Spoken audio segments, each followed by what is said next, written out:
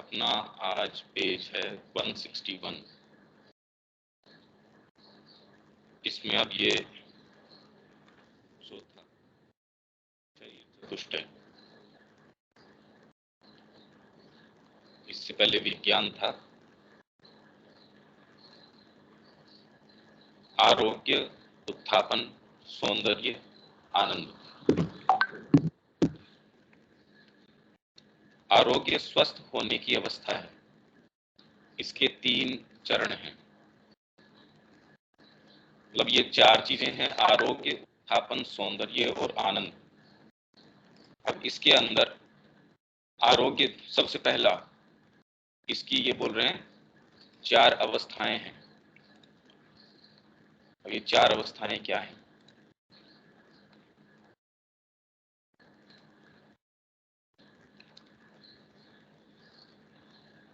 मतलब इसके 3 चरण हैं। जब तंत्र मतलब आधार सामान्य रूप से स्वस्थ होता है और केवल असाधारण कारणों से या बड़े प्रबल तनाव, जैसे कि लगातार ठंड के संपर्क में रहना, किसी भी तरह के अतिशय तनाव के कारण बिगड़ जाता है। मतलब यूं तो आप जनरली तो स्वस्थ हैं, तंत्र आपका जो आधार है यूं तो सामान्य अवस्थाओं के अंदर तो ठीक रहता है, पर कोई बहुत ज्यादा उसके ऊपर ऐसा कोई चीज इम्पोज कर दी जा रही है, लगातार ठंड के अंदर है, माइनस में टेम्परेचर है और उसके अंदर एक्सपोज आपको होना पड़ रहा है लंबे समय तक, या अतिशय तनाव किसी भी तरीके का, उसके कारण जो आपकी स्वास्थ्य की है वो स्थिति बिगड़ जाती है। पहली चीज तो है ये, जब असाधारण कारण या भयंकर अति तनाव भी तंत्र को बिगाड़ नहीं सकते हैं। दूसरा ये है कि कैसा भी तनाव हो, कैसा भी कुछ भी हो, बाहर बर्फ पड़ रही हो, आपने कपड़े पहन नहीं रखे हो, कुछ भी हो, ये भी चीजें आपके स्वास्थ्य को बिगाड़ नहीं सकती। ये दिखाता है कि पूर्ण आरोग्य शक्ति है। ये इस चीज को दिखा रहा है कि आरोग्य शक्ति आपकी जो है वो पूर्ण है, मतलब उसमें किसी तरीके का कोई व्यवधान नहीं आ सकता। शरीर में अमरता। तीसरा जो चरण है, पहला चरण क्या हो गया कि कोई भी चीज सामान्यतः आपको दिक्कत नहीं दे सकती, कोई अतिशय कोई ऐसी चीज आ जाए तो एक अलग बात है। और दूसरी ऐसी है कि भयंकर कोई तनाव वगैरह या कोई ठंड गर्म इस तरीके की स्थिति, आपने पारा पी लिया सपोज, अब ये तो अतिशय तनाव की स्थिति हो गई। या जैसे नीम करोली बाबा है, उन्होंने LSD ले ली, 300 mg की 5 गोलियां निगल ली, 1500 mg गोली, एक गोली जो है एक अच्छे भले अच्छे चंगे आदमी को ढेर करने के लिए काफी है, वो उन्होंने 5 ले ली। अब ये तो अतिशय तनाव हो गया और उसके बाद भी आपके कोई फर्क नहीं पड़ता। या योगी कोई ऐसी पोस्चर जिसके अंदर सामान्यतः आप नहीं रह सकते, ऐसे पोस्चर के अंदर योगी खड़ा है। श्री अरविंद ने यह अभ्यास किया कि अगर मैं खड़ा हूं, जैसे आप लेटे हैं उसमें तो आप आराम पाते हैं, पर क्या वो ही आराम आप खड़े की पोजीशन के अंदर उतना ही आप रिलैक्स्ड हैं? मयूरासन कर रहे हैं साहब आप, या कोई ऐसा आसन कर रहे हैं और उसके अंदर भी उतना ही सुख के अंदर हैं जितना कि आप शवासन के अंदर हैं। तो इसका मतलब धीरे धीरे आपका उसके ऊपर मास्टरी आ रही है। या फिर ऐसी कोई चीजें आपके शरीर के साथ विष निगल ली है, अब वो करने के बाद भी अब क्या शरीर ठीक रह पाता है, उसको पचा पाता है? कोई फर्क नहीं पड़ता। अति तनाव क्या हो सकता है? जबरदस्त भोजन कर लिया आपने, इतना कर लिया कि कई जने मिलके भी उतना भोजन नहीं कर सकते, तो ये तो शरीर के ऊपर भयंकर तनाव आ गया, आधार के ऊपर तनाव आ गया। खाली शरीर की बात नहीं है, और तंत्र के अंदर आपके 2 चीजें हैं, उस पर यदि तनाव हो और वो आपको तंत्र को बिगाड़ नहीं सकती, तो ये पूर्ण आरोग्य है, ये पूर्ण आरोग्य की शक्ति है। और तीसरी फिर बाद में शरीर में तो ये तो पहला हो गया आरोग्य। दूसरा है उत्थापन। उत्थापन भौतिक शक्तियों के दबाव के अधीन न होने की अवस्था है। भौतिक शक्तियों के अधीन नहीं है व्यक्ति। यहां भी 3 चरण हैं। जब प्राणिक ऊर्जा से परिपूर्ण शरीर में एक महान बल, हल्कापन और शक्ति होती है, यह दिखाता है कि शरीर प्राण शक्ति से परिपूर्ण है। मतलब प्राणिक ऊर्जा से परिपूर्ण शरीर में एक महान बल, हल्कापन और शक्ति होती है।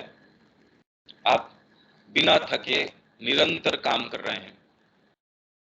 हाँ, मैं मेंटल एक्टिविटी कर सकता हूं, पर यदि अगर फिजिकल एक्टिविटी मेरे को ये कहा जाए कि दौड़ते रहो तब रुकना जब जयपुर पहुंच जाओ या दिल्ली पहुंच जाओ या जहां भी पहुंच जाओ आप कभी, ये बात तो नहीं हो सकती। कितना बल है आपको, आपको आवश्यकता नहीं है। भोजन कब किया था? नहीं नहीं, हमने तो 4 दिन हो गए भोजन किए हुए। ये निराहार हैं। जब से इन्होंने ये यज्ञ शुरू किया है तब से निराहार हैं। ये चीज भी हो सकती है। आप कितना आहार कर रहे हैं वो भी आपके शरीर को फर्क नहीं करता। आप इतनी वाइटलिटी से भरपूर हैं, तभी इस तरीके के अभियान आप सोच सकते हो। वाइटलिटी अगर मेरे में नहीं है, अब मैं ये सोचूंगा कि इतना विशाल कोई पैलेस निर्माण करना है, मैं तो थोड़ी सी ऊर्जा के अंदर ये देखूंगा ये हो जाए तो बड़ी बात है।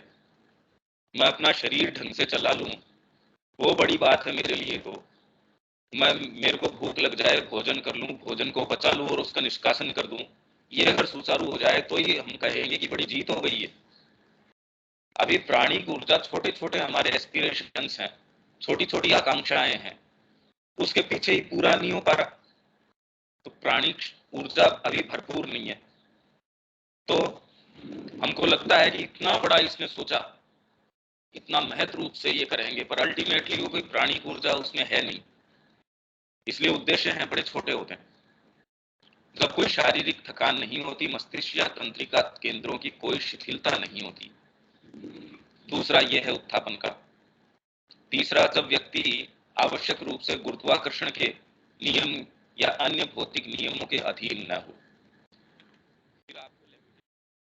गुरुत्वाकर्षण की जी, यहाँ तो गुरुत्वाकर्षण की शक्ति आपको रोक नहीं सकती। आप आवश्यक रूप से जहां जैसे जो जरूरी हो, ये सारी चीजें हैं, ये प्रैक्टिस करी गई हैं। अब इसके मायने क्या होते हैं, सोचो क्या मायने हैं इनके। और फिर भी अपने आप के अंदर भैया आवाज साफ नहीं आ रहा है। सबके साथ ही ऐसा ही है क्या दीपक? हाँ, थोड़ी आवाज आ रही थी, उसमें जैसे गला बजा बजा हो, ऐसा आवाज सुनाई देता है। दोबारा करते हैं कनेक्ट, 1 सेकंड। ठीक है।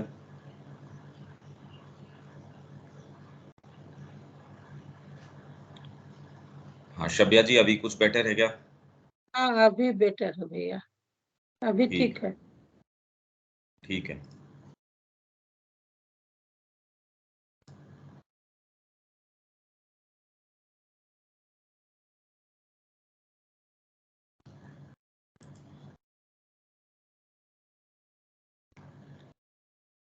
तो इसके अंदर ये हो गया अपना, पहले तो आरोग्य, फिर बाद में उत्थापन, सौंदर्य, सुंदर होने की अवस्था है। अब हो गया सौंदर्य। इसके अंदर क्या है, अभी कुछ बेटर है क्या दीपक?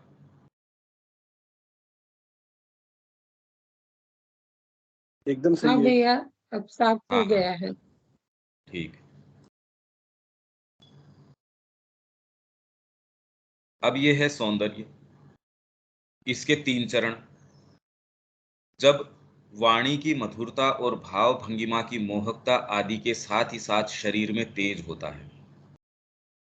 शरीर में भी तेज है, वाणी की मधुरता है, भाव भंगिमा आपकी है वो मोहक है। शरीर सुंदर है, बोलते हो तो अगला कहता है यार ये दिखता तो ठीक है पर अब ये आप न बोलो तो अच्छा रही हो, दिखने में तो आप अच्छे दिखते हैं, बोलते हो तो इतना कड़वा बोलते हो। एक है वाणी की मधुरता है, शरीर बेचारे का आप जैसा है वैसा है, पर उसकी जो भाव भंगिमाएं हैं, चलता है, चीज उठाता है, कोई काम करता है, किचन में काम कर रहा है, व्यापार में काम, वो क्लमजी है, एक चीज उठाता है दूसरी गिरा देता है। कितने लोग ऐसे हैं जो बिना टकराए नहीं चल सकते, तो उनकी भाव भंगिमा है वो ग्रेसफुल है। वाणी तो बहुत अच्छी है इनकी, पर अब ये काम करते हैं ये थोड़ा सुधार के नहीं करते। हमने इस सौंदर्य की पढ़ी थी ना, उसके अंदर कि उसके अंदर एक के अंदर चारित्रिक लक्षण है, उसकी सुंदरता है, किसी के अंदर इस चीज की मोहकता है, उसमें खुशबू इस तरीके की है, उसमें ये है। तो उन्होंने कहा सबसे सुंदर चीज या उसमें सबसे अच्छा कौन सा हो सकता है, कहते साहित्य। उसके अंदर ये तो विवेचन हम उसके अंदर करके गए थे सौंदर्य के अंदर की भी ये तीन चीजें होनी चाहिए, किसी के अंदर दो ही होती हैं, किसी के अंदर कितनी होती हैं। वो जो नहीं होती उसको कंपनसेट करने के लिए, जैसे रंग है, अब मूर्ति के अंदर रंग नहीं है, अब जबरदस्ती उसके अंदर इम्पोज करो, आप रंग डालो, तो उसकी मोहकता उतनी नहीं रहती। तो वो तो अपन ने पहले वॉल्यूम के अंदर किया ही था।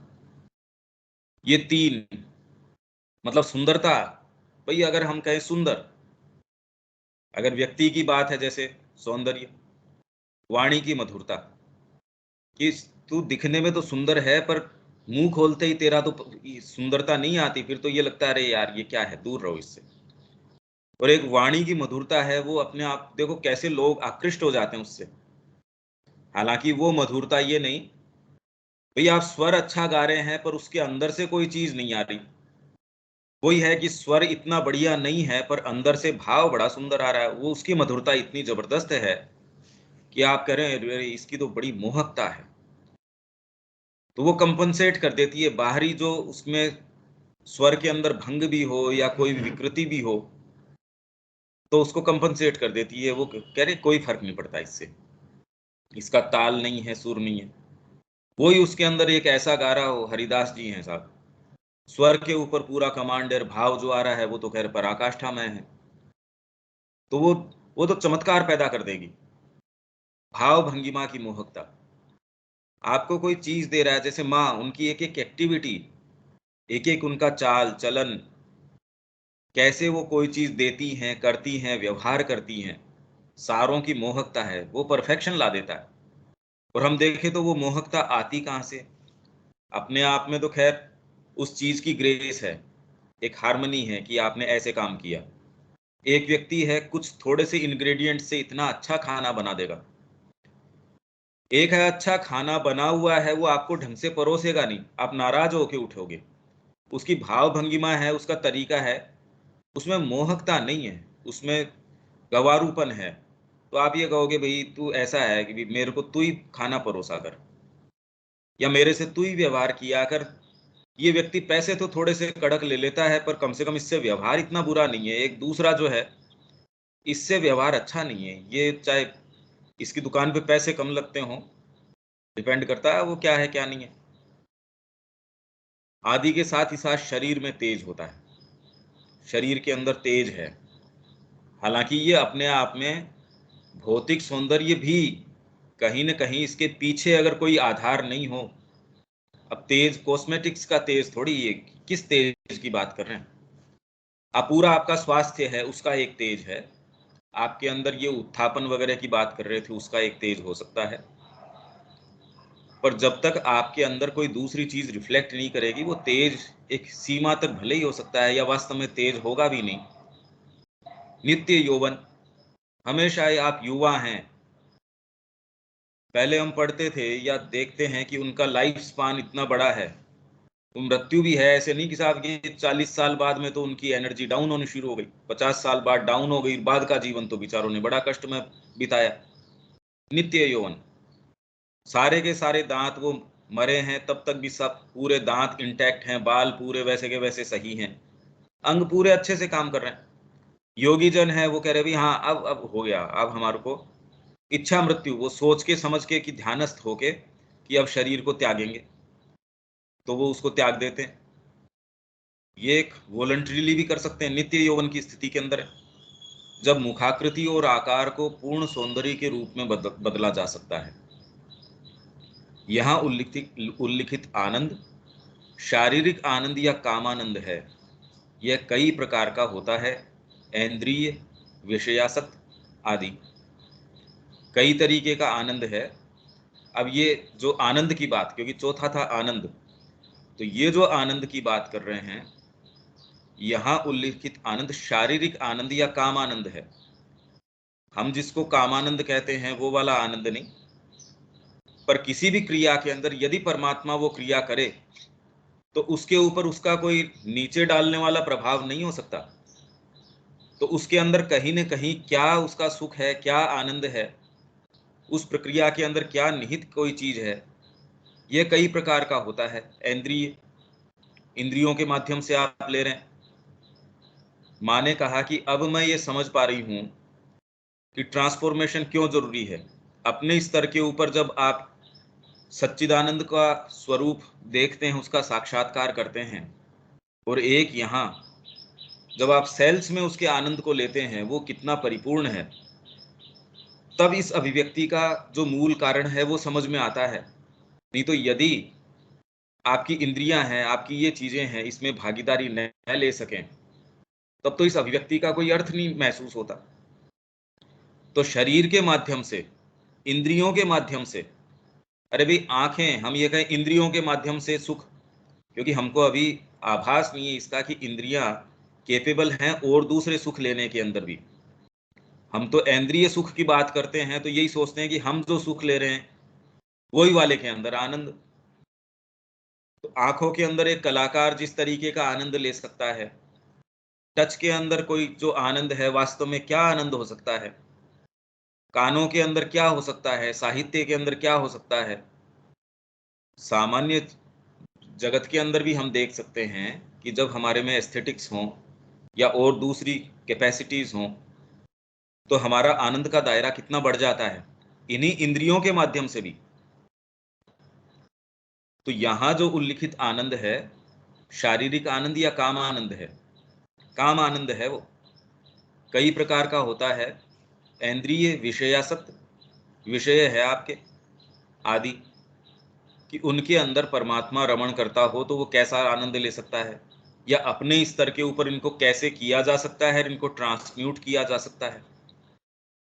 तो ये सारी टेंडेंसीज भारतीय संस्कृति ने कभी इनको डिस्करेज नहीं किया कि रोक लगा दियो, नहीं नहीं ये नहीं हो सकता, ऐसा नहीं है।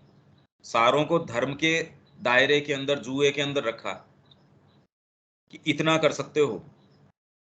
भाई ये अगर सुख न लिया हो और हमारे ऋषि कह रहे नहीं हम तो ये परिवार नहीं चलाएंगे, तो आज यहां तक हम कैसे आते, हम कहां से आ गए। इसका मतलब उसका एक अपना उपाय था, उसका एक तरीका था, उसकी एक पद्धति थी। हम जिस तरीके से इसको लेते हैं उसमें विकृति है। अब आ गए कर्म चतुष्टय, कृष्ण, काली, कर्म, काम, ये चार चीज। कृष्ण वे ईश्वर हैं जो संसार में आनंद लेते हैं। काली ईश्वर की प्रसन्नता के अनुसार लीला को कार्यान्वित करने वाली शक्ति हैं, वो एग्जीक्यूट करती हैं। कर्म भागवत क्रिया है, मतलब जो एग्जीक्यूट हो रहा है, कर्म जो है भागवत क्रिया है। काम दिव्य आनंद भोग है। तो ऊपर जो काम की बात कर रहे थे, कामानंद, यदि इस जो आपके डेफिनेशन है इस हिसाब से दिव्य आनंद भोग है, अरे भी इसके लिए तो है ही नहीं। ये जगत की रचना हम कहते भी किस लिए है, परेशान होने के लिए, तपस्या करने के लिए, तकलीफ उठाने के लिए है। ये तो कोई कारण समझ नहीं आता, ये कोई अच्छा कारण ऐसे नहीं लगता भी ये कोई कारण है कि आप आके अपने आप को पीड़ा देते रहो। ये तो कोई बात नहीं भी, आपको हो रही है, पर जो यहाँ आया पीड़ा भोगने के लिए आया है, ये तो कोई नहीं करता। ये बात समझ नहीं आती हमारे।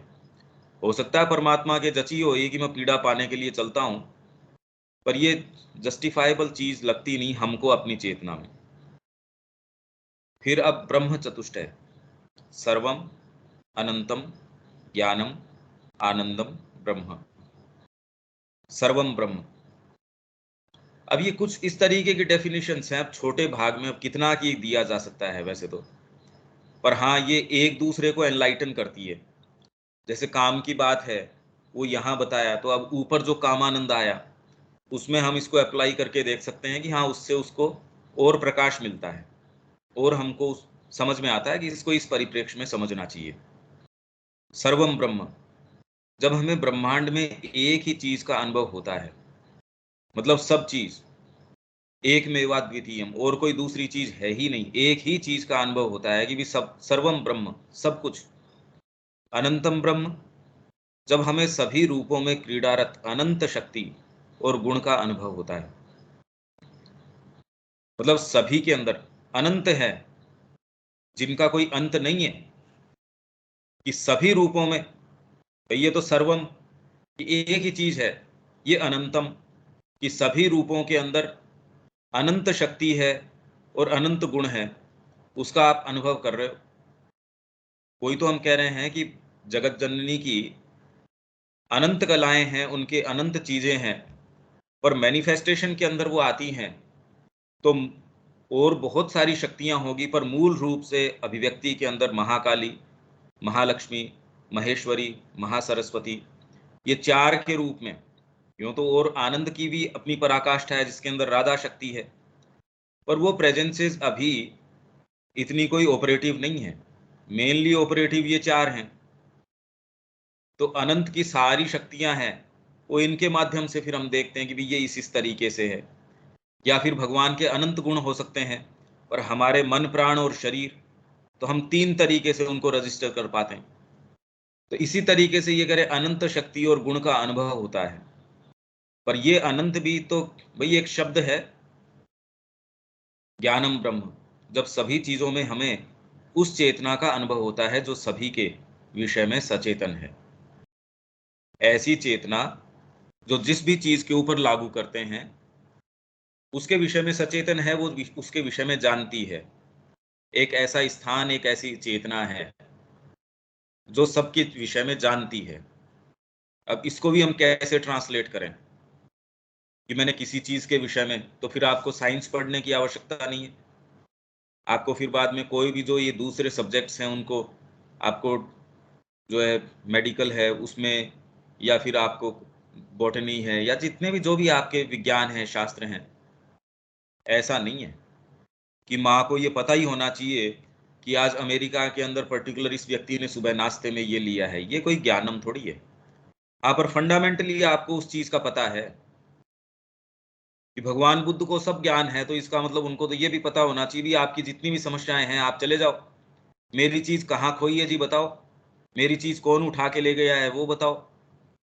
अब आप ये सोचो कि हम इसको जैसे ट्रांसलेट करते हैं ये वो वाली बात नहीं है, पर मूलभूत रूप से आप ये जानते हैं, जैसे माँ ने ये कहा कि भी हाँ हर जगह सत्ताएं हैं, हर जगह बीइंग्स हैं, कोई भी जगह हमको जो रिक्त दिखती है रिक्त नहीं है। पर जब उनसे पूछा गया अभी कोई एलियंस होते हैं क्या, तो उन्होंने कहा हाँ एक बार मैंने उड़ंत स्त्री देखी थी, समुद्र की तरफ से आ रही थी, तो मेरे को लगा भी मेरे को विजन हो रहा है। बाद में एक ने और आके बताया कि हमने यूएफओ देखा, तब मैंने कहा कि हाँ अच्छा, मैंने जो देखा वो इसका मतलब विजन नहीं था, मैंने देखी, पर मैं इंतजार कर रही हूँ भी मेरे को नहीं पता वो कैसे होते होंगे जिन एलियंस की, या निश्चित रूप से जिस तरीके की ये फोटो बनाते वैसे तो नहीं होते होंगे, पर अब कोई आएगा मैं उससे संवाद करूंगी तब पता चलेगा। अब आप तो कहेंगे ये जगत जननी, इनको तो पता ही नहीं इस चीज का, इनको इस चीज का ही आइडिया नहीं है कि अब खुली आंख से ये विजन देख रही थी या यूएफओ देख रही थी, क्या देख रही थी, पर फंडामेंटली उनको चीज का पता है। तो उस चेतना का अनुभव है, जैसे वो कह रही है मैं उस चेतना के अंदर गई जहां मैं देख रही थी, वो उनका विजन है एक, जहां वो एक नाव के ऊपर वो देख रही हैं कि सुप्रामेंटल रेस है उसको तैयार किया जा रहा है, उसके अंदर कुछ ऐसे हैं जो कलर बता रही हैं वो कि जिनका इस तरीके का कलर है, उनको कहा नहीं अभी आपको तैयारी करने की जरूरत है। कुछ ऐसे हैं जिनको ले लिया गया, कुछ को मैं पहचानती थी, कुछ यहीं के हैं, नाम मैं नहीं बताऊंगी क्योंकि कल को वो एक का नाम ले दूं, सारों का नाम मेरे को याद नहीं है, दूसरा कहते क्यों मैं कम सुप्रामेंटल हूं क्या, अब तुम लड़ाई करना शुरू कर दो इसके अंदर। कुछ ऐसी सत्ताएं थी जो इस जगत की नहीं थी, वो गाइडिंग जो ऊपर जो मॉनिटर टाइप के होते हैं वो ऐसे थे, उनका गठन इस तरीके का था। अब आप ये सोचो इसको फिजिकली ट्रांसलेट करने की, अब वो वैसी बात नहीं है। और आप सोचते हो फिजिकली नहीं है तो रियल नहीं है। अरे ये कैसे ट्रांसलेट कर लिया हमने कि फिजिकल और हम जैसा सोचते हैं फिजिकल के बारे में उस तरीके से हो। मतलब मेरी रेंज जो है सोचने समझने देखने इंद्रियों की, बस वही रियल है, उसके अलावा रियल नहीं है। तो ये तो हमारी परिभाषा फिर बाद में ठीक नहीं है। तो उस चेतना का अनुभव होता है जो सभी के विषय में सचेतन है, सभी चीजों में उस चेतना का।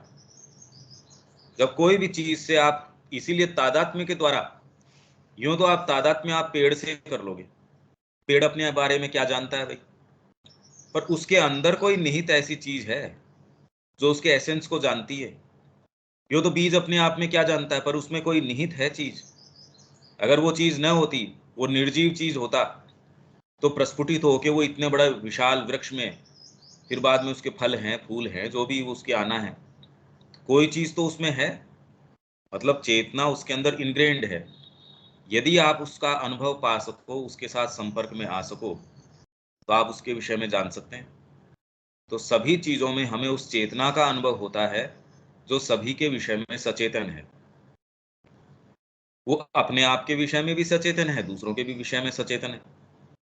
अभी वर्तमान में तो हम अपने आप के विषय में सचेतन नहीं है। तो ऐसी एक चेतना है जिससे तादात्म्य स्थापित किया जा सकता है। ये ज्ञानम ब्रह्म हो गया। फिर आनंदम ब्रह्म, जब हम उस चेतना में सभी चीजों में एक आनंद को अनुभव करते हैं, सभी चीजों में एक आनंद को अनुभव करते हैं भाई। फंडामेंटली वैसे तो बुद्धि से भी हम ये समझ सकते हैं कि हम पीड़ा पा रहे हैं, पर बिना आनंद के कोई भी अभिव्यक्ति न तो हो सकती, न वो अभिव्यक्ति में रह सकती। भाई रह कैसे सकती है? तकलीफ पा रहा है परमात्मा इस रूप के अंदर अपने आप को ढाल के, ये बात कम समझ में आती है। इसलिए सारी अभिव्यक्ति का कारण जो है आनंद से, आनंद के लिए और आनंद की ओर, आनंद से आया है, आनंद के अंदर है और आनंद की ओर जा रहा है। मतलब सारी स्थितियों के अंदर आनंद ही आनंद है। फंडामेंटल बात है ये। अब वो कहाँ है ये हमको पहचानने की आवश्यकता है। ये चार स्थितियां होगी ब्रह्म चतुष्टय की: सर्वम, अनंतम, ज्ञानम, आनंदम, सिद्धि चतुष्टय। देखो इसका विशेष कुछ किया नहीं जा सकता इसके अंदर, हम ये कहें प्रैक्टिकली क्या करें इसका, वो नहीं है। समझने की बात है ये, फंडामेंटल की क्लियर होने की बात है कि भाई ये वाली बात ये है। तो हम जब हमारा ट्रेडिशनल लिटरेचर है उसमें पढ़ते हैं तो ये अलग अलग टर्मिनोलॉजी है, उसकी शेड है।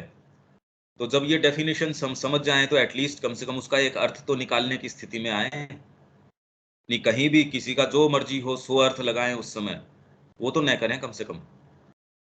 कि वहां वो ये कहें कि अनंतम ब्रह्म है तो इसका ये अर्थ है, ये ज्ञानम ब्रह्म है तो इसका ये है। तो अब इसको हम इसके हिसाब से अब लेके चलते हैं जी, इसकी ये डेफिनेशन है, इसकी ये है। जैसे एक सेंटेंस है किसी भाषा का, मेरे को नहीं आती है, वो एक एक मैंने वर्ड है उसका ट्रांसलेशन किया, ट्रांसलेशन करके अब उसको एक बार रखा मैंने, उसको जोड़ के अभी मैं देखता हूँ कि भाई अब इस सेंटेंस का अर्थ क्या निकलता है। तो वैसे ही हम कोई अध्ययन कर रहे हैं या जहां भी ये टर्म्स आते हैं वहां फिर देखें इसका एक पर्टिकुलर अर्थ है, तो क्या अर्थ निकल रहा है। सिद्धि चतुष्टय: शुद्धि, मुक्ति, भुक्ति, सिद्धि। ये तो पहले भी अपन ने बात करी थी कि पहले शुद्धि हो। भाई शरीर की भी हम बात करें, अगर सिद्धि, ये तो लास्ट स्टेज बता रहे हैं कि वहां तक पहुंच रहे हैं, पर अगर शरीर का शुद्धिकरण ही नहीं हुआ तो सिद्धि कहां से हो जाएगी। शरीर अगर मेरे को बाइंड कर रहा है कि मेरे को तो इस टाइम सोना ही पड़ेगा, मैं खाना अगर नहीं खाऊंगा इस समय मेरे को तो ये दवाई लेनी ही पड़ेगी, नहीं तो शरीर नहीं चलेगा, तो अब ये कैसी सिद्धि हो सकती है? ये तो हो नहीं सकता। तो पहले, सबसे पहले तो शुद्धिकरण, उसके अंदर क्या क्या आ जाएगा? प्राणों की, वासना या कामना से मुक्ति, अर्थात आसक्ति से। आसक्ति है उससे, भावावेग की क्रिया, उदाहरण के लिए मेरे पास वह तो होना ही चाहिए, मैं उसके बिना नहीं रह सकता, भाई उसके बिना मेरा काम नहीं चलता, इससे मुक्ति। कामना या लालसा से, कामना की क्रिया, उदाहरण के लिए मुझे वह चाहिए, से मुक्ति। भाई एक तो ये है कि मेरे पास वह होना ही चाहिए, कामना या लालसा से, कामना की क्रिया, उदाहरण के लिए मुझे वह चाहिए। राग द्वेष या पसंदगी से, मन की क्रिया, ये मन की क्रिया, उदाहरण के लिए मुझे यह पसंद है, से मुक्ति। तो ये वाली चीज कामना तो नहीं, पर हाँ आपके पास एक चीज आती है तो अच्छा लगता है, एक चीज आपके पास से जाती है या वो आपके पास आती है तो बुरा लगता है, अरे यार ये व्यक्ति क्यों आया। कामना तो आप बैठे हैं, आप एक्सपेक्ट नहीं कर रहे, पर आपके पास कोई ऐसा विजन आया, कोई ऐसी चीज आई, हाँ ये सुखद है, ये वाली है भाई, ये तो नया है, इसको रोकें तो बढ़िया रहे। इनके विपरीत चीजें भी हैं, मतलब इससे other sides, Shri Aurobindo original में अन्य पक्ष साइड में ऐसा लिख रहे हैं, यहां इनके विपरीत चीजें भी हैं, अनासक्ति, कामना, लालसाहीनता और पसंदगी रहितता। पसंदगी नहीं है मेरी, हमें इन चीजों से भी मुक्त होना है कि पसंद ना पसंद नहीं है इसके। अब ये तो कोई बात नहीं भी, मेरे को कैसी भी सब्जी दे दी तो मैं चुपचाप उसको खा रहा हूं, अरे भाई मैं क्या हूं, मैं कोई मशीन हूं। जनरली लोग इसका ये अर्थ निकालते हैं कि उसको तो फिर बाद के अंदर अब भोजन कोई भी परोस दो, ऐसा तो नहीं है। श्री अरविंद के साथ भी हम देखते हैं, मतलब ये इसका प्रैक्टिकल में तो हम देखते नहीं, क्योंकि इसको हम ये मानते हैं कि वो जड़ हो गया, फिर तो ऐसा नहीं है कि उसको कैसा ऋषि है, महात्मा है, तो उसको आप कौन सी सब्जी दे रहे हैं या क्या दे रहे हैं, उसको वो कह रहा नहीं नहीं सभी आ जाने दो। उसके पास खीर पड़ी हो, एक साइड के अंदर आपने चटनी बना रखी हो नीम के पत्तों की, वो कहते नहीं नहीं नीम के पत्ते आने दो। भाई ये काम हमको तो कम समझ में आती है ये बात, कि अभी तक हम ये सोचते हैं वो जड़ हो गया, अरे जड़ थोड़ी है वो, पर उसका आधार चेंज हो गया, वो अलग बात है। वो जितना अच्छे से भोग लगा पाएगा, उसका आनंद ले पाएगा, हम कामना के अंदर उसका भोग नहीं लगा सकते। मैं अगर किसी से इतना गहरे रूप से आसक्त हूं, मेरे को उसके गुण दोष नजर नहीं आ सकते, तो व्यक्ति से सही विचार व्यवहार अगर करना है, मेरे को उससे प्रेम भी करना है, तो एक तटस्थता जब तक नहीं हो मैं उससे प्रेम नहीं कर सकता। भोजन को भी आप देखते हैं, जो कितने लोग हैं जिनकी ड्यूटी है भोजन को टेस्ट करना, सपोज उनका जॉब है, प्रोफेशन इस तरीके का, चाय है 20 तरीके की चाय है, अब उसको देखनी है। अब एक की तो आसक्ति इतनी जबरदस्त है, वो तो कह रहा है कैसी हो मेरे को तो चाय दे दो। वो फाइन शेड्स बता सकता है उनके बीच की, नहीं बता सकता। और दूसरा है उसको आसक्ति नहीं है चाय से, पर वो एकदम हू बहू माँ कह रही है भोजन के अंदर आप बता सकते हैं इसका रस ऐसा, इसका ऐसा। तो सुरुचि तो डेवलप की जा सकती है, आसक्ति एक अलग चीज है, सुरुचि एक अलग चीज है। आपको रंगों का कॉम्बिनेशन का, चीजों को ऐसे व्यवस्थित करना चाहिए, मतलब मेरी पसंदगी रहितता है, इसका मतलब ये है कि मैं तो घर का कबाड़ करके रखूं, चीजों को व्यवस्थित न रखूं, क्योंकि इसके अंदर तो आप तो अच्छे से रख रहे हो, इसका मतलब आपको सुंदरता प्रिय है, तो प्रिय अप्रिय तो रहना ही नहीं चाहिए। तो फिर क्या करें, पूरे में जाला लगने दें, पूरे में मिट्टी। तो एक्चुअल में हम जिस तरीके से ट्रांसलेट करते हैं उस तरीके से होता नहीं है। हमें इन चीजों से भी मुक्त होना है। जब तुम इन 3 चीजों को संसिद्ध कर लोगे तो तुम्हें पूर्ण समता प्राप्त होगी, तब तुम्हारे पास स्वाभाविक रूप से पूर्ण शांति अर्थात दिव्य शांति होगी, और पूर्ण या शुद्ध भोग अर्थात दिव्य आनंद होगा। भाई आसक्ति के कारण अगर भोजन कर रहे हो तो भोजन का भी रस नहीं ले सकते, आसक्ति के कारण व्यक्ति से व्यवहार कर रहे हो तो उससे अच्छा व्यवहार नहीं कर सकते। मतलब अपने बच्चे से भी इतनी आसक्ति है कि जी मेरी आंखों से वो ओझल नहीं होना चाहिए, ऐसा करके आपने उस बच्चे का नुकसान कर दिया। नहीं नहीं इसको तो जीवन में थोड़ा सा भी जोर नहीं आना चाहिए, इसको ताव नहीं लगना चाहिए, इसको गर्मी सर्दी नहीं महसूस होनी चाहिए, आपने तो बच्चे का नुकसान कर दिया, तो उसके अंदर वो अच्छा जीवन भी नहीं जी सकता। तो हम जो ये बात कर रहे हैं कि इसमें ये नहीं हो, वो नहीं हो, कामना भी नहीं हो तो ये भी नहीं हो, भाई यदि आसक्ति है तो हम सही व्यवहार नहीं कर सकते। तो इसलिए इससे रहित होके ही वास्तव में सच्चा व्यवहार, सच्ची चीज और जीवन का सच्चा आनंद भी तभी आ सकता है। आप अच्छा व्यवहार तब कर सकेंगे। शांति नकारात्मक आनंद है। देखो ये चीजें हम पहले पढ़ के गए थे, ये सारी की सारी, अब एज इफ ये समरी है उसकी या एक रेपिटिशन है, तो ये हम उसको कड़ियां जोड़ सकते हैं जो पहले पढ़ के गए थे। शांति नकारात्मक आनंद है, यह उनके पास होता है जो निर्गुण ब्रह्म में विश्राम करते हैं। शुद्ध भोग सकारात्मक आनंद है, यह उनके पास होता है जो त्रिगुणातीत अनंत ब्रह्म में विश्राम करते हैं। भाई त्रिगुणातीत का मतलब क्या हुआ? जो अर्जुन को कह रहे थे निस्त्रैगुण्यो भव, और निस्त्रैगुण्य होके और अब तू युद्ध के अंदर लग जा, तो आप कहोगे ये कैसी बात हो गई? क्योंकि ऊपर वाली जो बात कर रहे हैं वो शांति नकारात्मक आनंद है, तो वो तो पहले ही अर्जुन कह रहा था कि मेरे को ऐसे भोगों की आवश्यकता नहीं है, मेरे को इस तरीके की किसी चीज की आवश्यकता नहीं है, मैं तो अपने इसके अंदर तृप्त हूं, मैं तो इसमें सुखी हूं। और वो कोई सही चीज नहीं है, हालांकि वो तो कोई इस चीज की बात भी नहीं कर रहा था, उसके तो रिपल्शन था कोई, उसके एक जहां से वो उठ रहा था वो सही स्थान से नहीं उठ रही थी वो बातें। पर शुद्ध भोग सकारात्मक आनंद है, त्रिगुणातीत। प्रैक्टिकली हम कैसे इसको महसूस कर सकते हैं कि क्या तो ये चीज क्यों, मैं ये आसन कर रहा हूं, प्राणायाम कर रहा हूं, ये साधना कर रहा हूं, साधना भी मान लीजिए इससे मेरे को ये मिल जाएगा, इससे शांति मिल जाएगी। जैसे माँ कह रही है ये कोई भी कारण कि आप मनुष्य जाति के लिए योग कर रहे हैं या आप इसकी प्राप्ति के लिए, या आपको ये प्राप्त हो जाएगा, ये सिद्धि प्राप्त हो जाएगी, इन किन्हीं भी चीजों के लिए यदि आप योग कर रहे हैं तो ये अपने आप में कोई भी सही कारण नहीं है योग करने का। आप इसलिए इस मार्ग पे आते हैं क्योंकि यू कैनॉट डू अदरवाइज, कि मैं और कोई दूसरी चीज नहीं कर सकता, और खाली एक ही भाग आपका ये है हृदय, कि मेरे अंदर की अंतरात्मा जिनको किन्हीं कारणों की आवश्यकता नहीं है, वो इसलिए चलती है क्योंकि वो आकृष्ट है।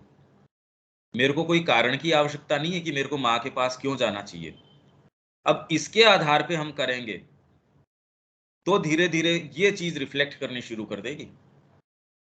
ये ही एकमात्र आधार है जो गुणों की क्रिया प्रतीत होगी आपको, माँ की क्रिया प्रतीत होगी कि गुणों में बंधी हुई है, और गुणों में तो नहीं है ये। हम कैसे इसको अनुभव कर सकते हैं? हमारे अंदर एक भाग है जिसको प्राप्त करने की कोई आवश्यकता नहीं है, वो सहज है, वो अपने आप को दे सकता है। अगर वो भाग से हम एसोसिएट कर पाए तो धीरे धीरे ये चीज रिफ्लेक्ट करना शुरू कर देगी। तो सकारात्मक जो शुद्ध भोग है वो सकारात्मक आनंद है, यह उनके पास होता है जो त्रिगुणातीत अनंत ब्रह्म में विश्राम करते हैं। अनंत की क्या बात हुई थी? जो जितनी भी अनंत चीजें, भाई एक तो आपका सर्वम ब्रह्म, सर्वम के अंदर की मतलब एक ही ब्रह्म, एक मेवा द्वितीयम, और कोई दूसरी चीज की सत्ता नहीं है, ठीक है। तो फिर बाद के अंदर ये सारे जो हमको मल्टीप्लिसिटी दिख रही है, ये कैसे जी? ये भी ब्रह्म है, तो फिर बाद में अनंत ब्रह्म हो गया। नहीं तो आपको तो वो तो ब्रह्म है, ये वाली चीज मिथ्या है, ये बात तो समझ नहीं आती।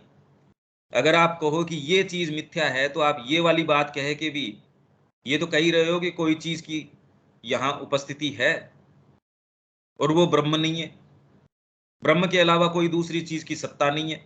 अब कैसे एक्सप्लेन करो? फिर वो कह रहे नहीं नहीं ये तो कॉन्स्टिट्यूशन है, आपके भ्रम है। मान लिया भ्रम है कि रस्सी का, आपको सांप के अंदर रस्सी का भ्रम हो रहा है या रस्सी में सांप का हो रहा है, पर इसका मतलब वो चीजें अपने आप के अंदर उनका वजूद है। भाई मृगमरीचि का है, या फिर आपको कोई जल दिख रहा है हवा के कारण, गर्म हवा के कारण आपको ये दिख रहा है कि साहब सामने जल है, वहां हो सकता है जल न हो, आपको हेलुसिनेशन हो गया, आपको इसके अंदर भ्रम हो गया, मति भ्रम हो गया, पर भ्रम उस स्थान विशेष के ऊपर तो है, पर ये इस चीज को नकार नहीं रहा कि वो चीज की उपस्थिति नहीं है, ऐसा तो नहीं कह रहा हूं। जल भी रियल अपने आप के अंदर, और सांप भी अपने आप में रियल है। आपको किसी चीज में कोई चीज की आकृति नजर आ गई, वो वहां नहीं है, हो सकता है आपको इस समय भ्रम हो गया हो, पर अपने आप में न तो आप जो देख रहे हो वो भ्रम है, न वो जिस नहीं, चीज को देख रहे हो उस हल। इसमें मेरा एक पूछना है कि वो बात ठीक, वो वहां पर सांप रियल है और वहां पर रस्सी है ना, जो, लेकिन दोनों अपनी जगह रियल तो है, लेकिन वहां तो उस माया के वशीभूत होकर के रस्सी में सांप नजर आ रहा है, तो माया तो वो है ही ना। हाँ ठीक बात है, अरे ये तो रॉन्ग रॉन्ग प्लेसमेंट है, पर ये कह रहे हैं वो है ही नहीं, उसका वजूद नहीं है, ऐसा नहीं है ना, उसका वजूद नहीं है ऐसा थोड़ी है। नहीं, तो वजूद इसका तो है ही, मतलब, वजूद। हाँ यही तो, यही बात है, यही कह रहे हैं हम। अगर आप ये कह रहे हो कि ये माया है, ये मिथ्या है, तो अगर ये कह रहे हो कि ये वाली चीज मिथ्या है, मतलब आपने कोई चीज तो कही कि ये है, और ये वाली चीज है, इसका मतलब आपके किसी कॉन्स्टिट्यूशन को तो दिख रही है वो। हाँ वो कैसी दिख रही है उसका इंटरप्रिटेशन हो सकता है कि आपका सही नहीं है, पर इसका मतलब आप ये कह रहे हो कि इसके अलावा भी कोई चीज, अगर आप ये कह रहे हो ब्रह्म के अलावा कोई चीज नहीं है और ये चीज दिख रही है, इसका मतलब ये माया है। अब ये तो कैसे हो, इसका मतलब आपको कोई कॉन्स्टिट्यूशन में कोई दिक्कत है, या आप जो प्लेसमेंट कर रहे हो उसमें फर्क हो सकता है। तो ये जो अनंतम ब्रह्म, यही तो कह रहे हैं कि सारी चीजों के अंदर सारी शक्तियां, सारे गुण, उसके अंदर भी वही एकमात्र चीज है। भाई जब वो कह रहे हैं, वेदांत कह रहा है कि अहम ब्रह्मास्मि, वहां तक ठीक है, तत्वामसि, तुम भी वही हो, सर्व खलविदम ब्रह्म, और जितने भी हैं वो सब ब्रह्म हैं। तब इससे साथ जब इंटरेक्शन आप करोगे, फिर तो एक इंटरेक्शन आपका चेंज हो जाएगा। एक तो आप ये इंटरेक्शन करो कि नहीं नहीं, कितनी मेहनत लगे, कि जो भी ये जगत दिख रहा है ये मिथ्या है जी, बड़ी मेहनत लग गई बुद्धि के स्तर के ऊपर, आप इसको बार बार ये कहो कि ये सब मिथ्या है, ये सब माया है, और आप एक इसकी बजाय ये एटीट्यूड भी ले लेते हो मानसिक रूप से कि नहीं ये ब्रह्म है, पर हाँ इससे इंटरेक्शन, पर इस ब्रह्म के साथ करना क्या है भाई। प्रॉब्लम इसके साथ ये आती है कि जैसी हम ये बातें करते हैं, हम ट्रांसलेट इसको अपने तरीके से करते हैं कि इसमें हमको आसक्ति नहीं होनी चाहिए, इसके अंदर हमको लालसा नहीं होनी चाहिए। तो माँ तो जितना हमको लगता है कि इतनी महत्वाकांक्षा तो किसी व्यक्ति के रही नहीं। अगर माँ की क्रिया हम देखें, श्री अरविंद की क्रिया तो बहुत विशाल क्रिया थी, पर चलो वो तो रूम के अंदर थे, हम कहते हैं कि ठीक है साहब। इनका तो हमको जो पहले ट्रेडिशनल इनके ये था कि एकांत के अंदर चले गए, सॉलिटरी कन्फाइनमेंट के अंदर चले गए। हालांकि उसके अंदर भी जो वो गंभीर जितना एक्शन कर रहे थे वैश्विक स्तर के ऊपर, जो जो चीजें कर रहे थे वो तो बड़ी गंभीर कर रहे थे, और माँ जो क्रियाएं कर रही थी वो तो हम कहें कि भी इतनी महत्वाकांक्षा, इतने लोगों को ये लेके चल रही हैं। तो इसलिए हमारा जो ट्रांसलेशन है वो बड़ा इनएफिशिएंट है, वो इनसफिशिएंट रहता है। पूर्ण शांति पर आधारित शुद्ध भोग के साथ संसार का आनंद लो, शुद्ध भोग के साथ संसार का आनंद लो। पर अब कैसे ले लो भाई, शरीर के साथ ले लो, प्राण के साथ ले लो, मन के साथ ले लो, पर ये कह रहे हैं हाँ शुद्ध भोग लो। पहले तो तैयारी के अंदर ही ये जीवन चला जाएगा, लेंगे कौन, कौन लेगा। तो इसका मतलब ये कहना कुछ और चाह रहे हैं भाई, ये मेरा पूरा जीवन निकल जाएगा, ये मैं इसको ये तैयारी त्रिगुणातीत होने की तैयारी करता रहूं, अब बुढ़ापे के अंदर आके न मेरे से हाथ पांव चल रहे न कुछ और चल रहा, तब जाके अब ये किसका तो मैं भोग कर लूंगा।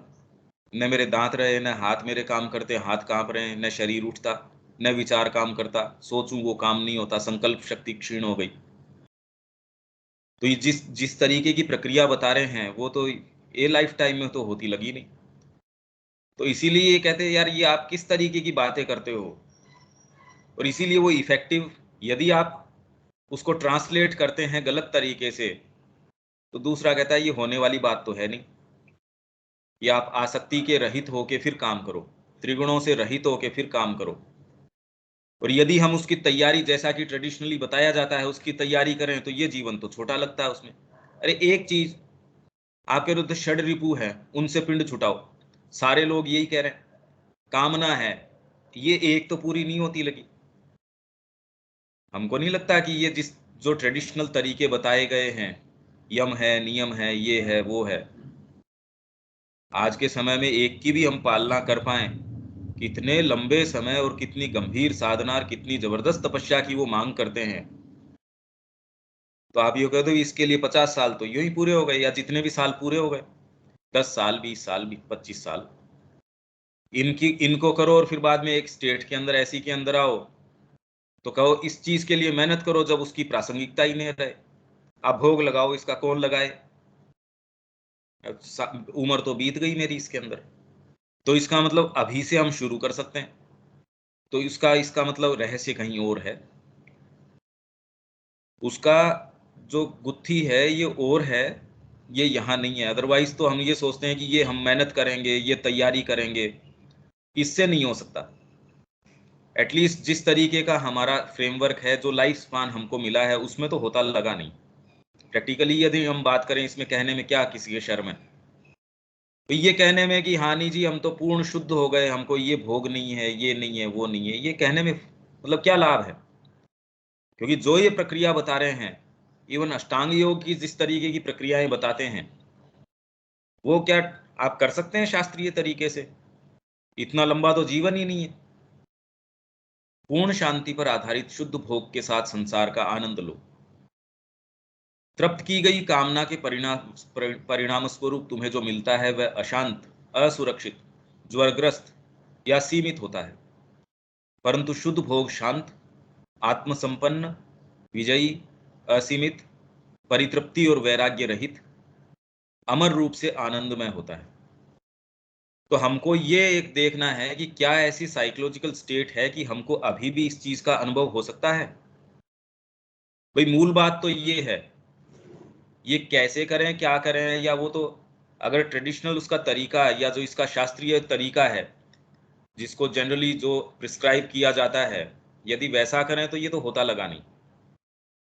तो क्या साइकोलॉजिकली ऐसा कोई स्थान, ऐसा कोई चीज जहां हम ये देख सकते हैं कि आपने ये कामना के कारण किया, और इसके अंदर ये जो है ये कामना के कारण नहीं है, तो उसके अंदर जो मिल रहा है वो आप उन दोनों के परिणाम को देख सकते हैं भी, तभी आप उनको दोनों को एक दूसरे से कॉन्ट्रास्ट कर सकते हैं। यह अमृत है, यह दिव्यता और अमरता है, यह भगवान के साथ एक प्रकृति होना है। आत्मा में तब कोई काम नहीं रहता, अपितु शुद्ध लिप्सा, भगवान जो कुछ भी देते हैं उसे लेने और उसका आनंद लेने की अनंत तत्परता होती है। तो इसके अंदर एक चीज जो हम महसूस कर सकते हैं वो ये है, हमारे अंदर का वो भाग जो माँ के प्रति आकृष्ट है। तो यदि हम बाय डेफिनेशन ये कहें तो वो कामना नहीं है। ये श्री अरविंद ने गीता के अंदर भी कहा कि भी अलग अलग चीजों के लिए अलग अलग टर्म्स होनी चाहिए। फिर तो आप अभिप्सा को भी कामना कहोगे, प्रेम को भी कामना कहोगे, माँ के प्रति आपका जो आकर्षण है उसको भी कामना कहोगे, तो वो डिजायर नहीं है। तो यदि हमारे इस भाग से हमारा संपर्क हो सके, उससे एसोसिएट कर सकें, और उसके माध्यम से आज ही अगर हम काम करते हैं, तो ये वाली जो चीज ये बता रहे हैं, ये हमको बिना किसी पूर्व तैयारी के, या जिसको तैयारी कहा जाता है, पहले तो तैयारी क्यों करनी चाहिए? क्योंकि कहीं ना कहीं यदि तैयारी शब्द को हम देखते हैं कि मैं इसकी तैयारी करूं, तो तैयारी का मतलब है इसकी प्राप्ति हो। अदरवाइज तैयारी क्यों? भैया आपके अंदर सहज अगर ये कोई पार्ट है, हाँ मेरा हृदय माँ के लिए जाता है, उस आधार के ऊपर अब आप काम कर रहे हैं, आप गंभीर तरीके से, दूसरे को ये महसूस हो सकता है कि इतना व्यापार तो यार आप पहले नहीं करते थे, अब तो आप मेटिकुलसली करते हैं इसमें। पहले जब आप अपनी आपके खुद के ऊपर केंद्रित होके अपने स्वयं के लाभ हानि के लिए कर रहे थे, तब इसके ऊपर आप इतना मनोयोग नहीं लगाते थे। माँ के आश्रम में आ गए, आपको एक डिपार्टमेंट दे दिया गया। पहले आपका करोड़ों का टर्नओवर था, उसके अंदर आपको विशेष कोई ये नहीं था। यहाँ कोई टर्नओवर वाली ऐसी बात नहीं है, तो भी आप एक एक चीज को परफेक्टली, अब उसमें दूसरी चीज हो गई, जैसे ही आपका भाव आ जाता है, जिसके अंदर आपकी भावना जुड़ जाती है, आप ये देखते हो उसमें फिर बाद में मैकेनिज्म चेंज हो जाता है। नहीं तो मेरे को इससे ये प्राप्त करना है सूक्ष्म तरीके से, चाहे मेरे को इससे सिद्धि प्राप्त करनी है, तो भी आप ये कामना वाले जो तत्व है उससे तो अलग नहीं गए, इससे मेरा मोक्ष हो जाएगा। तो है तो यही योजना, तो वो की वही है कि मेरे को इससे प्राप्ति हो जाए। तो उस गुत्थी से तो हम अभी तो गए नहीं अलग। तो इसीलिए वो कह रहे हैं भी एक तो जंजीर ऐसी है वो लोहे की है, एक चांदी की है, ये वाली और उससे बेटर है, या और भी कोई उससे बेटर कोई तत्व होता होगा, मेरे को ये प्राप्त हो जाए इससे। माँ के पास मैं इतने वर्षों से हूं, तो अभी भी मेरे को ये चीज प्राप्त नहीं हुई। हृदय इन चीजों में नहीं जाता। अगर अभी हाँ मैं आनंद से परिपूर्ण हूं और मैं तकलीफ भी उठा रहा हूँ, रण भी कर रहा हूँ, इसके अंदर मेरे को घाव भी लग रहे हैं, तो भी आनंद उस घाव का थोड़ी है। योद्धा को ये थोड़ी कि बैठे बैठे घाव में आनंद आता है, तो ये अगर युद्ध नहीं चल रहा तो बैठे बैठे खुद ही तलवार से घाव बनाता रहता है। घाव के अंदर आनंद जिस आदर्श के लिए वो उसको खा रहा है, उसकी परिपूर्ति उसको आनंद देती है। तो इसी तरीके से माँ की तरफ हम चलते हैं, हमारे अंदर ये साइकोलॉजिकल भाग है, और जो डीपेस्ट ये साइकोलॉजी है उसको हम चैत्य बोलते हैं।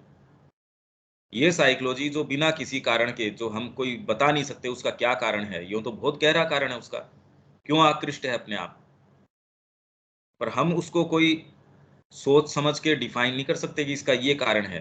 वो कह भाई ये तो है ऐसा, हम आकृष्ट हैं उसके प्रति। ये हृदय का यदि भाव है, उसके आधार पे हम ये कर्म करते हैं, तो ये प्रक्रिया हो सकती है। ये वाली चीजें हम अपने स्तर के ऊपर अभी भी, ये यज्ञ की शुरुआत हो सकती है और उसका धीरे धीरे आरोहण हो सकता है। और तभी संभावना है, यदि जो पद्धति प्रिस्क्राइब करी गई है उसको लेके हम चलें, तो हमको नहीं लगता है कि ये कोई जीवन में, भाई आज यदि हम ये कहें कि हमने यम नियम शुरू किए, अरे भाई कैसे करें कि वर्तमान अगर ढांचा, या तो मैं जंगल के अंदर चला जाऊं, पर यदि एक्टिव लाइफ के अंदर रहना है तो ये कैसे पालन करूं मैं? इनका पालन इस ढांचे में तो नहीं हो सकता, इसमें नहीं हो सकता, तब तो फिर बाद में ये चीज हो नहीं सकती। तो ये एक ऐसी चीज बताई जा रही है यहाँ पे जो या तो इम्प्रैक्टिकल है, या खाली किन्हीं विशेष कंडीशंस के अंदर हो सकती है, तो फिर बाद में तो इस अध्ययन का फायदा भी क्या। ये अपनी चीज चल रही थी, अपन ये कर रहे हैं शुद्धि, और एक्चुअल में शुद्धि यहीं से आ सकती है, अपने आप के स्तर के ऊपर। आप शरीर का शुद्धिकरण, जो भाई आप शुद्धिकरण की कई क्रियाएं हैं जो करते भी हैं लोग, यहां तक तो ठीक बात है। दीपक, हाँ जी शब्या जी, यहां तक ठीक है ना? ठीक है भैया। हाँ आगे करते हैं। 2 नंबर है चित्त का भावना के सभी संस्कारों से मुक्त होना। तो पहले तो ये शांति और शुद्ध भोग, मतलब प्राण की, फिर बाद में चित्त की, भावना के सभी संस्कारों से मुक्त होना। अब इसके क्या सब सेक्शंस हैं? चित्त से विचार, आवेग, सहज वृत्तियों, प्रेरणा, अंतर्दृष्टियों, अंतर्भासों इत्यादि के रूप में शुरू होते हैं। चित्त से जो विचार शुरू होते हैं वो आवेग के रूप में, इंस्टिंक्ट्स के रूप में, ये वाली चीज खा लूं मैं, ये काम कर लेते हैं। आप बिल्कुल शांति से बैठे हैं, आपके अंदर इंस्टिंक्ट्स आ जाएंगी, आवेग आ जाएंगे, प्रेरणा है, आपको कोई ऐसी इंस्पिरेशन आ जाएगी, अरे ये बैठे बैठे ये चीज। अंतर्दृष्टियां हैं, इसके रूप में आ सकती हैं। अंतर्भास हैं, इनके रूप में जो चित्त से विचार उठते हैं वो आते हैं। जैसे हमने पढ़ा कि कर्म के अंदर आते हैं तो कर्मावेग, जो आपके अंदर कर्म के अंदर कर्म के उत्प्रेरण आते हैं शरीर में, वाइटल के अंदर भावावेग, भाव के आवेग आते हैं, और फिर बाद में जब मन के अंदर है तो प्रेरणा है, अंतर्दृष्टियां हैं, अंतर्भास है, इनके रूप में उठते हैं। आ रहे सारे वहीं से। वे भावावेगों से रंगकर, संपर्कों से विकृत होकर और उन कल्पनाओं से विरूपित होकर आते हैं जो उन्हें ऊपर लाती है। ये उठते किस तरीके से हैं? किसी के साथ संपर्क हुआ आपका, कोई भावना के साथ संपर्क हुआ, किसी विचार के साथ, इन सारों से विरूपित होकर ऊपर उठते हैं। भक्ति, प्रतिभा, काव्य, प्रेरणा सभी इसी स्रोत से आती हैं। प्रतिभा मतलब जिसको आप जीनियस कहते हैं, यहां से उठती है कोई चीज। काव्य प्रेरणा, तो इसका मतलब अच्छी चीज भी आती है यहां से। अगर ये प्रेरणाएं यहां से न आए तो कोई काव्य कैसे होगा? भाव आवेग दो प्रकार के होते हैं भाई। भाव के जो वाइटल में आएंगे, भाव के फिजिकल के अंदर आएंगे, कर्म के माइंड के अंदर आएंगे, आपके अंतर्दृष्टि है, प्रेरणा है, अंतर्भास है, इस रूप के अंदर आएंगे। तो भाव के आवेग दो प्रकार के होते हैं, स्वाभाविक या शाश्वत, कृत्रिम या विकार। मतलब शाश्वत आवेग हैं या स्वाभाविक आवेग हैं, दूसरे कृत्रिम या विकृत। कृत्रिम है प्रेम, साहस, करुणा, स्वाभाविक है। तो आपका प्राण जो है इनकी सीट है, इनका स्थान है, प्रेम का स्थान है सहज रूप से, पर उसकी विकृति हो जाती है। विकार तो हो ही सकता है। साहस है, सहज रूप से आपके अंदर वो आ सकता है। करुणा, आपके अंदर करुणा है, स्वाभाविक है। और ज्ञान के कारण होने वाली क्रियाएं हैं, ये जो हैं ये स्वाभाविक, शाश्वत और ज्ञान के कारण होने वाली क्रियाएं हैं। इनके विपरीत घृणा, भय, जुगुप्सा विकार हैं। घृणा हो रही है आपको, भय आ रहा है, साहस का विपरीत, जुगुप्सा, करुणा। एक तो करुणा है आपको वास्तव में, भाई माँ को करुणा हो सकती है, पर जुगुप्सा, अरे डिस्गस्ट, कोई चीज को देख के अरे ये क्या हुआ। किसी का पांव सड़ा जा रहा है, उसके अंदर कीड़े पड़ रहे हैं, उसको देख के डिस्गस्ट, ये विकार है। ये विकार नहीं होने चाहिए। और अज्ञानम के कारण होने वाली विकृतियां या प्रतिक्रियाएं हैं। तो कई ऐसी पद्धतियां हैं जो ये कह रहे हैं इनसे आपको उठने के लिए, जिससे आपको डिस्गस्ट है उसी का सेवन करो, उसी से व्यवहार करो। मुर्दे से आपको डिस्गस्ट होती है तो वो कह रहे हैं नहीं, इसी से व्यवहार करो। अब विष्टा से आपको डिस्गस्ट होती है, नहीं इसका सेवन करो। जो आपको चीजें खराब लगती है, नहीं उनसे व्यवहार करो, आपको इससे ऊपर होना चाहिए। अब ये अलग अलग पद्धतियां हैं, हम ये नहीं कह रहे कि ये वाली चीज ठीक है, ये ऐसी है, हम ऐसा कुछ नहीं कह रहे। अभी तो खाली परिभाषाएं हैं ये ऐसे, ये ऐसे। कर्म आवेग, जब आपके भौतिक के अंदर ये चित्त वाली चीजें आएंगी, वहां से उठते आवेग जो हैं वो जब यहां अपने आप को रजिस्टर करते हैं, शुद्ध प्रवृत्ति अर्थात कामना रहित कर्म जो भावावेग से स्वतंत्र हो। अशुद्ध प्रवृत्ति अर्थात दो शक्तियों, कामना और भावावेग द्वारा उत्प्रेरित किया क्रिया। संकल्प के द्वारा उस समस्त कर्म या संभाषण का निषेध और वर्जन करना जो उसके दिल में उमड़ने वाले जुनूनों या भावावेगों से बिना सोचे समझे अंधे रूप से ही शुरू हो जाता है। ये आपके इस तरीके से कितनी चीजें हैं, कर्म का आवेग आ गया, आप बिना सोचे समझे, कोई जुनून आ गया, आपको नहीं कहनी चाहिए, आप कह उठते हो कई चीजें, अरे भाई कहनी तो नहीं चाहिए थी, बाद के अंदर रुका नहीं मेरे से तो मैं कह बैठा। बरसों के आपके जो व्यवहार था, मधुरता थी, संपर्क था, कोई एक छोटी सी चीज आती है वो उसको मटिया मेट कर देती है। यहाँ हम इसको आज रोक देते हैं, फिर बाद में कल इसको इसके आगे और पकड़ लेते हैं। आज इसको यही विराम दे देते हैं। ठीक है शब्या जी?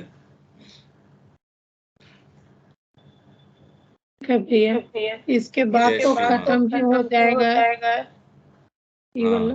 कल अगला PDF हाँ, ये अगला आपको भेज देंगे। आगे का आपको कल भिजवा देंगे। ठीक है। जय श्री मां। जी।